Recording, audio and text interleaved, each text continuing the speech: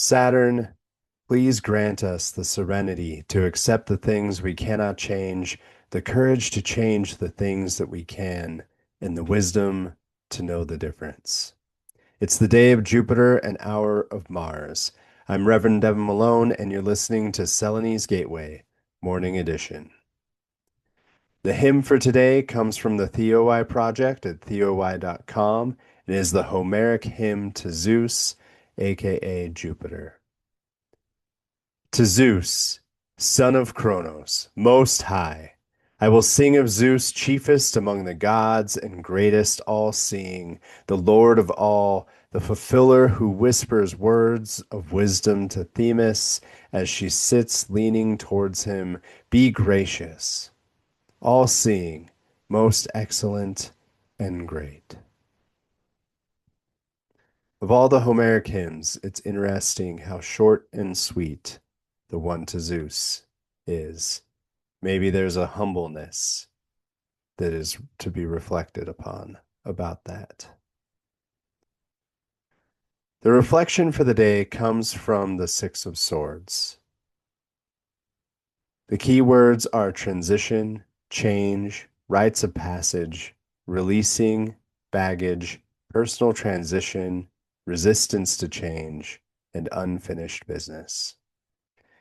The Rider-Waite-Smith Six of Swords gives us an image of being ferried down the river. Three figures, one guiding the boat, one completely cloaked and huddled, and the third next to the cloaked figure is a child. The word refugee comes to mind whenever I see this card. All the sixes have a connection to the sun and the center. Some piece of identity is in the undercurrent. The Six of Swords is the transition of identity. It reminds us that when we are in points of transition, that a lot of trust, release, and acceptance is needed. The Six follows the Five of Swords, which is titled Defeat. The loss in the previous card may have brought you to a place of transition and mourning, or maybe simply change. The season of the card is the center of Aquarius. In the Northern Hemisphere, this would be when some celebrate the beginning of spring, like the Lunar New Year in China or Imbolc in the Gaelic traditions. Spring at this time of year can bring us glimmers of green hope shooting up from beneath the still very cold snow. In the card, the destination is within sight. So it's important to know that the destination is close, though it may seem very far away. The deck I'm using today is The Journey of Oz and Wonderland, and I'll give the artist and writer their due by reading from the booklet. The title is Six of Swords, Wool, and Water. Wool and Water's keywords are moving on, peace, tranquility, calm, trust, transition, hope, healing, change, progress, and journey. The message. Fleeing the aggressive pursuit of an enormous crow, Alice unexpectedly stumbles into a serene shop where magic unfolds as knitting sheep transforms into a boat. Guiding her down a fragrant river, the gentle passage mirrors the essence of the Six of Swords, the tranquil journey after weathering life's tempests. As Alice lets the river's flow guide her, you too are encouraged to move past challenges, sailing towards new horizons. Embrace the tides of change, letting them steer you towards peace, rejuvenation, and newfound clarity. In reverse, the Six of Swords suggests resistance to change, clinging on to old ways or fears that may hinder progress. Release attachments and embrace the unpredictable. Trust the journey, for it often reveals hidden treasures.